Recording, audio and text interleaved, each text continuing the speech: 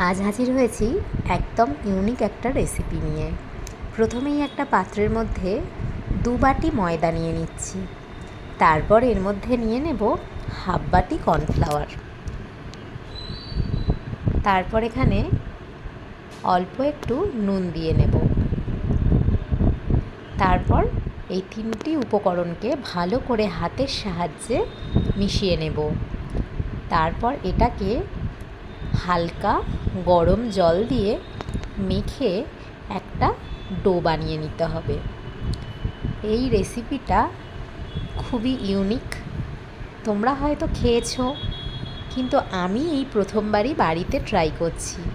আমি বাড়িতে কখনো এর আগে বানিয়ে খাইনি, সেই জন্য ভাবলাম তোমাদের সাথেও রেসিপি শেয়ার করি। দেখো, একটা ডো বানিয়ে নিয়েছি। এবার একটা পাত্রের মধ্যে আমি চিকেনের সলিড পিসগুলোকে নিয়ে নিচ্ছি। এর মধ্যে দিয়ে দিচ্ছি 4-5 কোয়া রসুন আর অল্প একটু আদা। দেখো, আমি চিকেনটার একটা পেস্ট বানিয়েছি। এর মধ্যে দিয়ে দিচ্ছি অল্প একটু নুন আর বেশ খানিকটা গোলমরিচের গুঁড়ো, আর দিয়ে দিচ্ছি 2 চামচ সয়া সস। এবার আমি চিকেনটাকে ভালো করে মেখে নেব।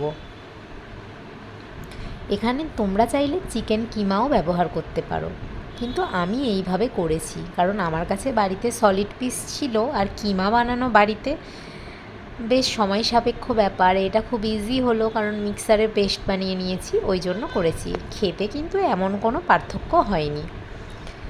দেখো, এবার লেচি কেটে নিয়ে আমি এটাকে বেশ পাতলা করে বড় করে বেলে নেব।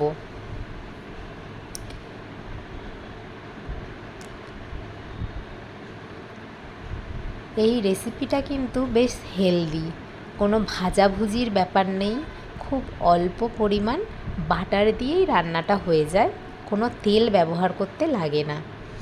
এবার আমি সাইডগুলোকে কেটে নিচ্ছি, নিয়ে সুন্দর চৌকো চৌকো করে পিস করে নেব। দেখো, এইভাবে কেটে নিয়েছি। এবার একটু হাতের সাহায্যে চেপে নিয়ে একটু বড় করে নিই, এর মধ্যে অল্প করে পুর দিয়ে এইভাবে ত্রিভুজ আকারে মুড়লাম। তারপর এইভাবে চেপে দিতে হবে, ব্যাস হয়ে গেল। খুব ইজি। দেখো, তোমাদেরকে আরও 2-1টা করে দেখাই, বুঝতে পারবে। এই যে এইভাবে মুড়ে দিতে হবে। দেখতে কিন্তু বেশ সুন্দর হয়েছিল, আর খেতে তো অসাধারণ। তো এইভাবেই আমি প্রত্যেকটা মুড়ে নেব। দেখো কত ইজিলি মোড়া হয়ে যাচ্ছে। এইভাবে মুড়ে নিতে হবে। দেখতে বেশ সুন্দর লাগছিল। ছেলের আবদারে আমি অন্যরকম শেপেরও বানিয়েছিলাম। তো দেখো, এবার আমি ফুটন্ত জলের মধ্যে এগুলোকে ছেড়ে দেব। সেদ্ধ হয়ে গেলে নিজের থেকেই এইগুলো জলের উপরের দিকে ভেসে উঠবে। তো দেখো, এবার একটি পাত্রে বাটার গরম করে একটা পেঁয়াজ কুচি দিয়ে দেব।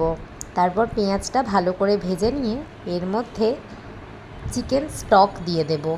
তোমরা চাইলে এখানে ভেজিটেবল স্টকও ইউজ করতে পারো, আমি চিকেন স্টকই ইউজ করলাম। দেখো কি সুন্দর ভেসে উঠেছে এগুলো। এবার আমি এগুলোকে তুলে নেব। এইবার এইটা ফুটে উঠলে এর মধ্যে গোলমরিচ গুঁড়ো, নুন আর অল্প একটু সয়া সস দিয়ে ভালো করে স্টুটাকে ফুটিয়ে নিতে হবে। দেখো কি সুন্দর কালারটা এসছে সয়া সস দেওয়ার পর। তো এবার আমি এই ফুটন্ত স্টুয়ের মধ্যে সেদ্ধ করে রাখা ওয়াংটনগুলোকে ছেড়ে দেব। হ্যাঁ, ঠিক ধরেছো, আমি বানাচ্ছি চিকেন ওয়াংটন। তো এবার দেখো, এইভাবে ফুটিয়ে নিলেই তৈরি হয়ে গেল গরম গরম চিকেন ওয়াংটন। খেতে দুর্দান্ত হয়েছিল। তোমরা অবশ্যই বাড়িতে একবার ট্রাই করো, আমি বলবো তোমাদেরও ভালো লাগবে। সবাই খুব ভালো থাকো।